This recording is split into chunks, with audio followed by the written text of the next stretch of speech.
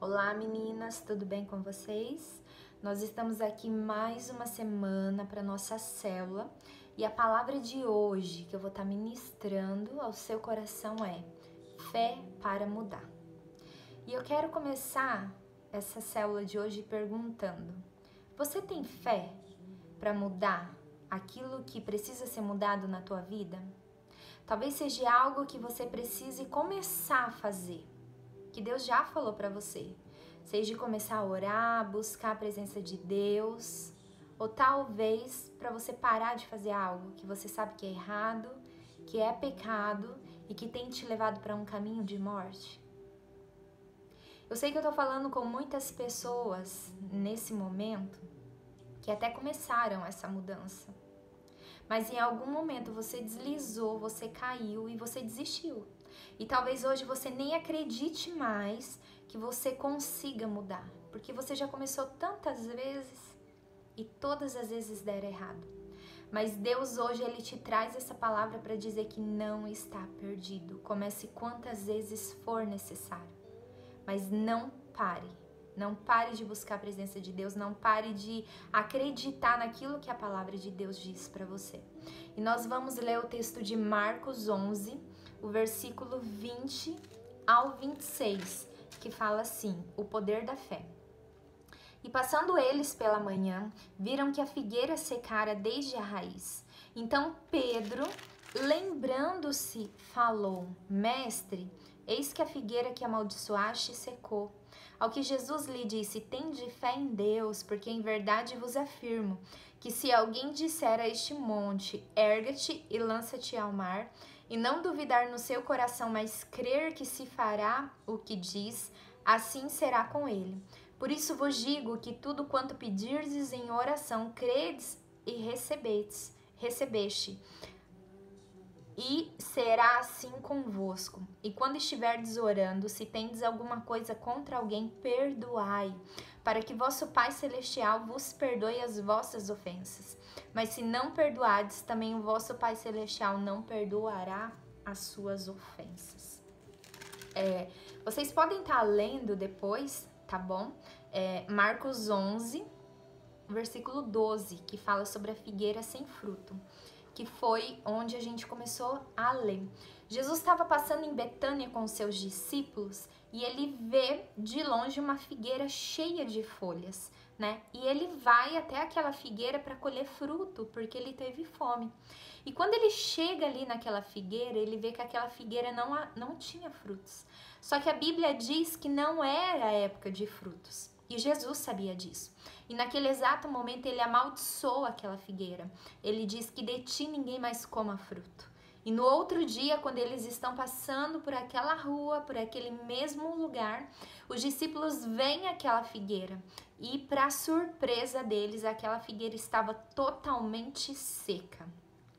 Você já viu uma árvore quando ela morre? Ela nunca morre do dia para a noite, né? Ela começa a secar as folhas e vai os galhos, vai o tronco, até que de repente ela tá toda seca, mas isso é um processo, isso demora, né? E aqui no caso foi do dia para a noite. E eu confesso que durante muito tempo eu li essa palavra e eu não entendia, né? E eu até cheguei a me questionar, eu falei, como assim, Jesus? Né? Aquela figueira estava cheia de folhas, estava bonita, e o Senhor sabia que não era época de frutos, porque a palavra diz que Jesus sabia que não era época de figos, não era época de frutos. E mesmo assim ele vai até a figueira e quando ele vê que não tinha frutos, ele ainda amaldiçoa, né? E eu cheguei a pensar no meu coração, não seria mais fácil se Jesus tivesse dito para a figueira que você frutifique, que amanhã você esteja cheio de frutos? E eu confesso que isso foi algo que ficou no meu coração durante algum tempo. E quando eu peguei essa célula, eu fui estudar. Eu fui entender essa palavra porque aqui dentro eu estava meio inconformada, né? Mas tudo que Deus faz, tudo que Jesus faz é perfeito. Tudo que tem na palavra dele é perfeito. Se você leu, você não entendeu, você tá achando que Jesus é mau, assim como eu achei que aqui ele tinha sido mau, você entendeu errado. Porque tudo que Deus faz é bom. Todas as atitudes que Jesus teve foram boas. E estudando, o que eu descobri? Que a figueira é uma árvore que antes das folhas nascerem, nascem os frutos. Ou seja, os frutos vêm antes das folhas. Então, toda figueira que você olhar, todo pé de figo que você vê que tiver cheio de folhas, ela vai estar cheia de frutos. Não tem como uma figueira estar cheia de folhas e não ter frutos. Se tem folhas, é sinal que tem frutos. Ou seja, ali naquela história, a figueira estava cheia de folhas, ela estava viçosa, né? O que Jesus estava querendo foi um ensinamento que ele deixou para mim e para você. Sabe o que? Sobre a hipocrisia. Porque todas as vezes que Deus estava falando sobre o povo de Israel, Jesus se referia ao povo de Israel como uma figueira. A figueira era o povo de Israel, né? Só que o povo de Israel era o povo de Deus, o povo de Deus somos eu e você. O que Jesus nos ensina com essa palavra, né? Que ele detesta a hipocrisia, que ele não tolera a hipocrisia. Talvez para as pessoas você é essa árvore cheia de folhas, que por onde você passa as pessoas olham e falam: uau, que mulher, que mãe, que esposa, que filha, que aluna, que empregada, né? Mas lá dentro da sua casa somente os seus filhos sabem quem você é de verdade. Somente o seu marido sabe quem você é de verdade. Por fora você aparenta ter algo, mas por dentro não tem fruto nenhum, ou se tem fruto, os frutos são podres. E Jesus, ele detesta a hipocrisia, ele não tolera a hipocrisia, tanto que ele amaldiçoa essa figueira, né? Ele diz que de ti ninguém mais coma frutos, e aquela figueira, ela morre, ela seca, né? Será que eu e você hoje, nós podemos nos comparar com essa figueira? Será que nós temos tido atitudes lá fora de casa, fora do emprego, fora em qualquer lugar, em que as pessoas olham para nós como essa figueira cheia de folhas, como se a gente estivesse carregadas de fruto e por dentro nós estamos podres? Sabe o que Jesus estava nos ensinando com aquela figueira? Olha, toda figueira que tiver folha, ela tem fruto. Não tem como uma figueira ter folha e não ter fruto. Mas aquela estava aparentando ser algo que ela não era. E Deus abomina esse tipo de atitude. O que você hoje tem aparentado ser, que talvez não é. Talvez você tenha aparentado ter uma fé. Talvez você tenha aparentado para as pessoas da sua casa, da sua convivência, que você é uma mulher cheia de Deus.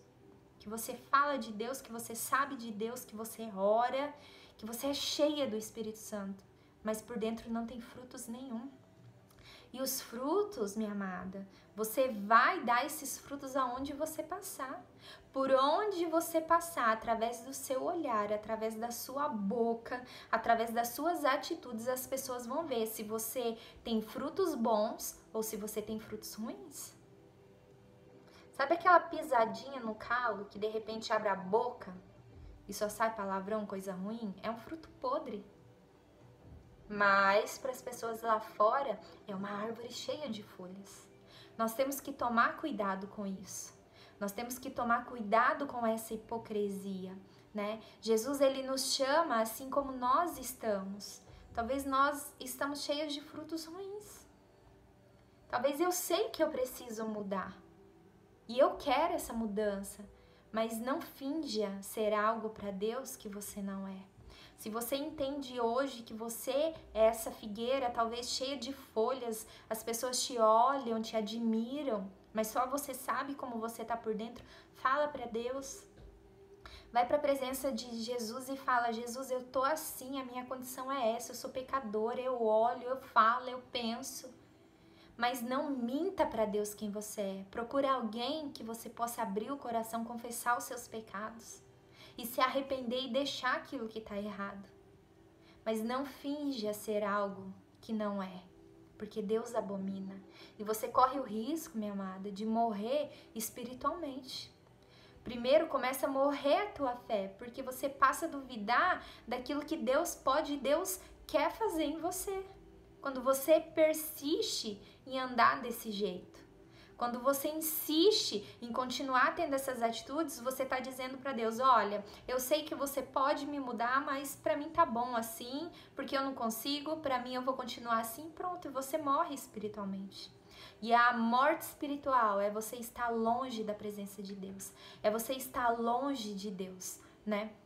E o exercício da fé, ele gera mudança exterior, né? Ou seja, por onde eu passar, as coisas vão mudar. As pessoas vão saber a mudança em mim, né? Eu conheço pessoas que caminham comigo, que há um tempo atrás, quando eu olho para a vida dessas pessoas, eu vejo uma enorme mudança.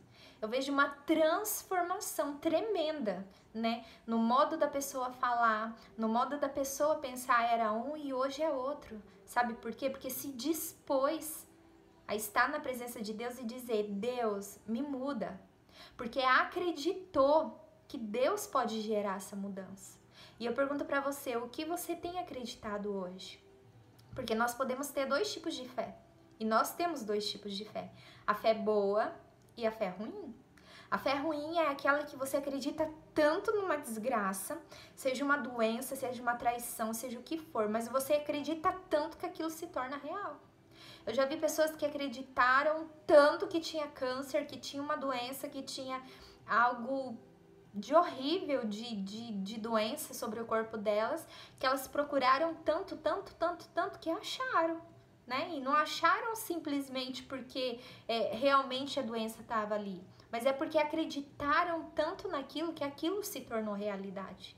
Talvez você tenha acreditado só em desgraça. Talvez você só tenha acreditado em coisas ruins que te falam.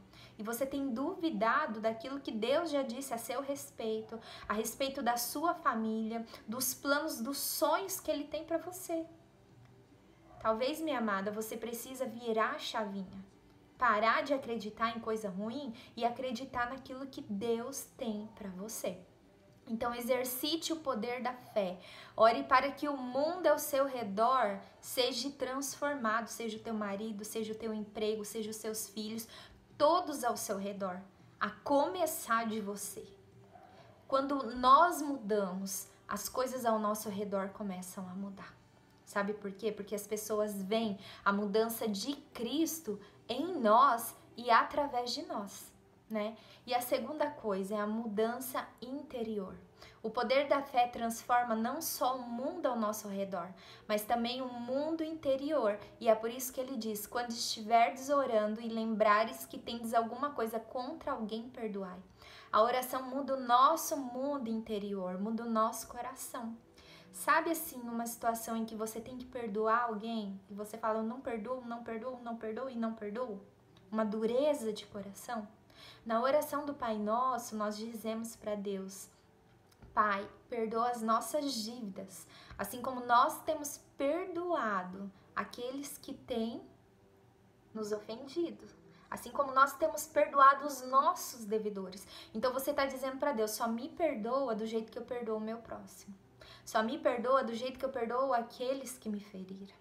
É lógico que existem situações e que vão levar um tempo maior para o perdão, mas nós temos que ter esse coração perdoador, esse coração em que você vai para Deus, você diz, Deus, eu tô com raiva, Deus, eu não consigo sentir amor por essa pessoa, eu não consigo, a minha vontade é de bater, de dar uns tapas. Não é errado você falar isso para Deus, se é isso que você tá sentindo, você tem que falar para Deus, mas eu peço a tua ajuda. Que o Senhor me ajude a perdoar, que o Senhor me ajude a olhar com amor para essa pessoa. Você abre mão do seu direito, você entrega para Deus, para que Deus faça justiça. E não é simplesmente entregar esperando vingança sobre essa pessoa, porque Deus conhece também o seu coração. Mas você abrir mão do seu direito e entregar nas mãos de Deus. E deixar que Ele cuide dessa situação para você, independente do que acontecer. Isso é o perdão, é você ir orar, abençoar a vida daquela pessoa quantas vezes forem preciso. Teve uma situação que aconteceu comigo que eu tive que orar por uma pessoa, eu orei por uma pessoa há 2 anos. Eu queria perdoar e eu não conseguia. E sabe qual foi o maior milagre? Não foi depois de 2 anos que essa pessoa chegou pra mim e falou assim, olha, me perdoa, né? Eu tive inveja de você, eu quis puxar mesmo o teu tapete. Não foi isso, né? O maior milagre foi quando eu pude olhar para a cara dessa pessoa e não sentir aquilo que eu sentia mais, porque eu estava livre, né? E você não perdoar é você tomar veneno e esperar que o outro morra. Então, o maior prejudicado nisso é você. E quando nós temos essa fé que gera essa mudança, quando eu acredito, né, que eu buscando em Deus eu vou gerar essa mudança, o meu interior muda. Eu começo a ver as pessoas de uma forma diferente, eu começo a ver situações de forma diferente. E olha o que Jesus fala no versículo 22. Tende fé em Deus, porque em verdade vos afirmo que se alguém disser a este monte, erga-te e lança-te ao mar, e não duvidar no seu coração, mas crer que se fará o que diz, assim será com ele, né? E porquanto vos digo que tudo quanto pedirdes em oração e credes, recebereis. Sabe por que você não recebe, né? A mudança que tanto você precisa? Porque você não tem fé. Que você vai para Deus pedir já duvidando no seu coração. E Deus está dizendo, se você crê no seu coração, se você tiver fé, quando você pedir para que esse monte saia daqui, vá para lá, esse monte vai sair. E eu te pergunto, qual monte hoje que está na sua frente? Te impedindo de ter visão, te impedindo de avançar com Deus. Deus quer mover esse monte do seu coração, da sua vista. Mas sabe como? Você crendo, você indo para Deus e acreditando que Ele tem o melhor para você. E quando oramos, Deus muda tanto as pessoas ao nosso exterior, como Deus começa mudando em nós. E as mudanças no nosso mundo exterior e interior acontecem quando nós nos dispomos a orar, crendo no poder da fé e sem duvidar. Né? O nosso Deus é um Deus do impossível, o nosso Deus é um Deus de milagre. E se você deseja experimentar essa mudança na sua vida, essa transformação, esse milagre, né? Não duvide, não tenha medo, não tenha dúvida. Ah, Marisa, mas eu comecei e eu parei. Comece quantas vezes for preciso, mas não duvide. Amém? Deus, eu coloco a vida dessa minha amada, que ouve essa palavra comigo agora, que ora comigo nesse momento. Eu peço que o Senhor venha gerar essa fé sobre o coração de cada uma delas agora, em nome de Jesus, ajudando elas nas fraquezas delas, aquilo que elas precisam mudar, aquilo que precisam de uma transformação. Gera essa transformação através da fé de cada uma delas, que seja feito conforme a fé delas, Pai, em nome de Jesus. Toca sobre esses corações, toca sobre essas vidas, é que eu te peço em nome de Jesus. Amém. Amém. Que Deus te abençoe.